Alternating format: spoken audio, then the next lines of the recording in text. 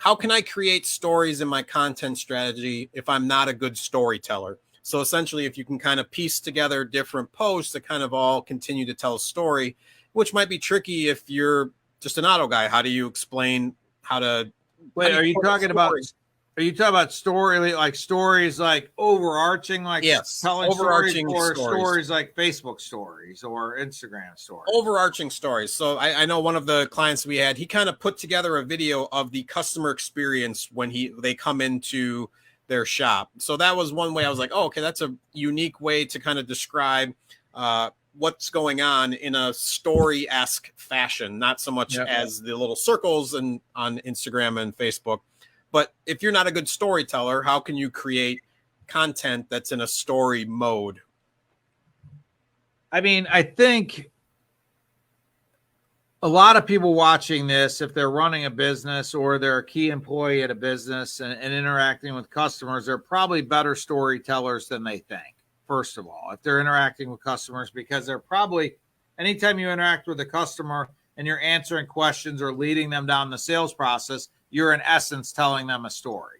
I think where people freeze up is when they think about, okay, I'm going to turn on the camera, and they overcomplicate it. A lot of times I think if people just look, you probably have customers who walk in your shop every day that ask the same 5 questions. You answer it 100 times a week. So why not turn on a video and walk somebody through answering that question that you answered for 99 other customers?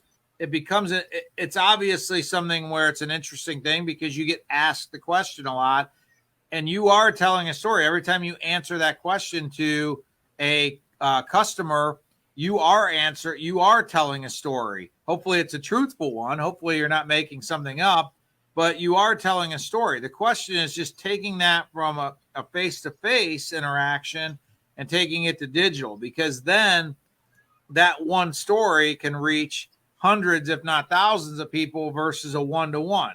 You obviously can tell a story one-to-one, or else you probably wouldn't be a successful business person because you've learned how to tell a story face-to-face because you've done that in every customer interaction.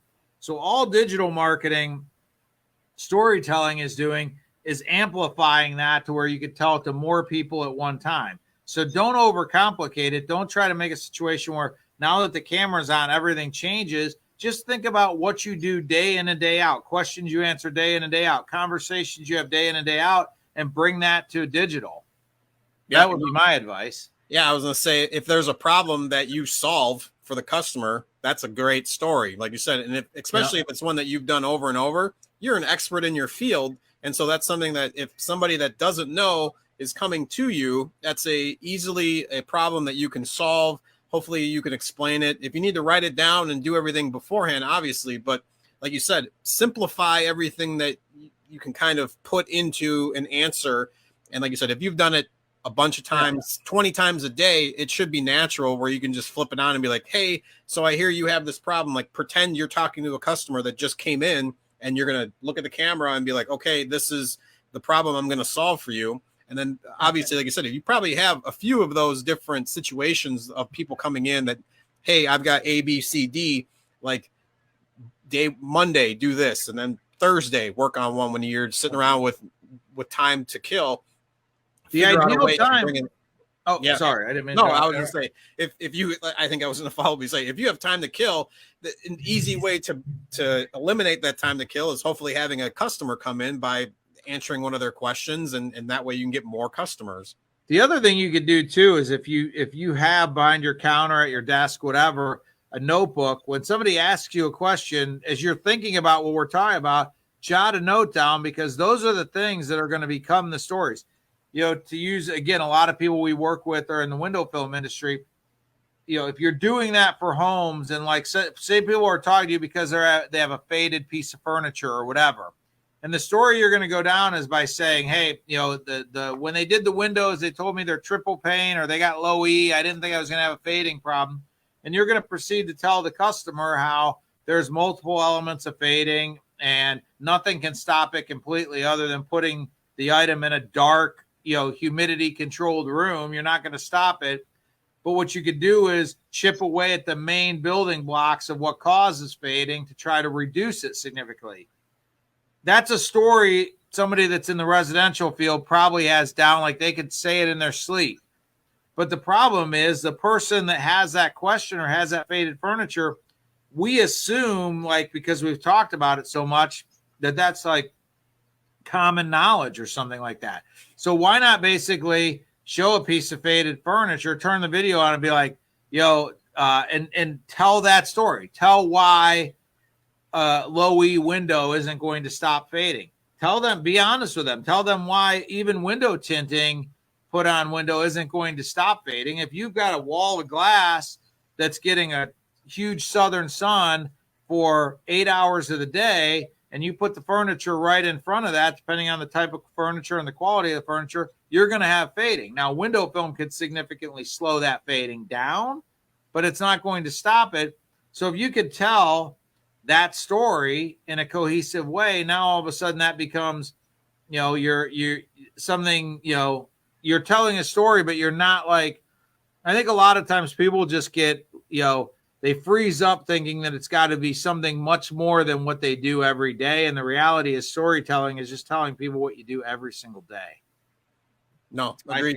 And it doesn't have to be perfect. If you can get from point A to point B, the more you do it, the easier it's going to get with a camera in your face. And obviously, I know for both of us, it's one of those things when we first started, I'm sure it wasn't that great. And as we've gotten better, not saying that this is spectacular, but you get more comfortable. We should cut in sometime and show a snippet of some of those videos I shot 13 years ago.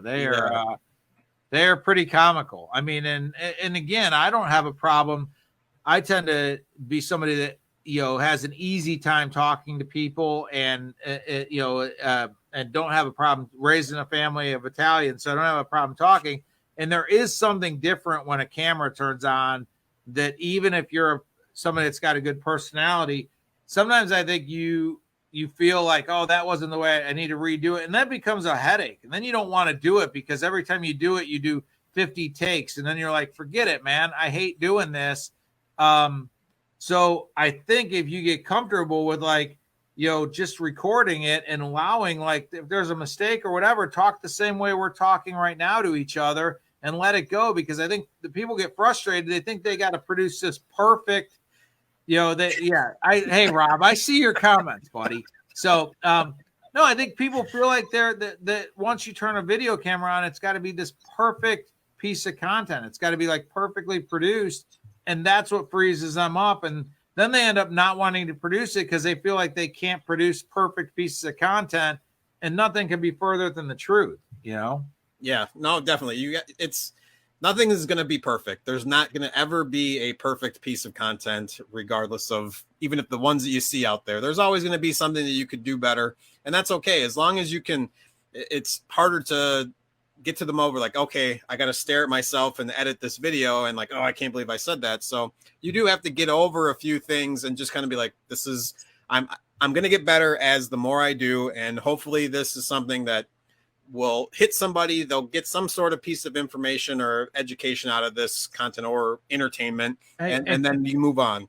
And quite honestly, if it makes people feel a little bit more relaxed and a little bit more at ease, I actually feel like perfect pieces of content, if they exist, actually are a little off-putting to the people watching them because it doesn't feel real. It doesn't feel authentic. I mean, it's like if you go into a store and their salesperson's got their pitch down perfectly and they hit you with this pitch that is so slick, not a mistake is made. There's not an there's not an and. It's like you immediately like draw back, like, I got to like put my guard up. This seems like it's a little bit too slick. It's a little bit too polished.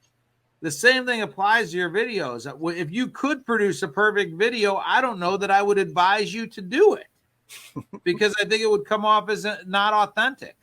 Yeah, no, and we can wrap it up at this point. But one of the things that I've always kind of come across, and the only way that you're going to have an engaging piece of content that's out there, chances are you're going to upset somebody. And that's just kind of what goes along with it. The only way that you're going to have people commenting and making things is one, having a typo or a mistake in the subtitles, or like making a mistake is something that's going to create engagement with people. Like, oh no, I don't believe that this is right. Or it's like you see the top 5 NBA players, like somebody's going to disagree with that. So then there's more commenting and posting. And then obviously that gets in front of everybody. So understanding that a good piece of content is something that's not everyone is going to agree with or actually like, because even if they dislike it, they're engaging with your content and then more people are going to see it. So having that mindset of like, I don't care what anybody thinks. I just want to share what I have to share and put it out there. And then people can do with it what they like. And it's just a matter of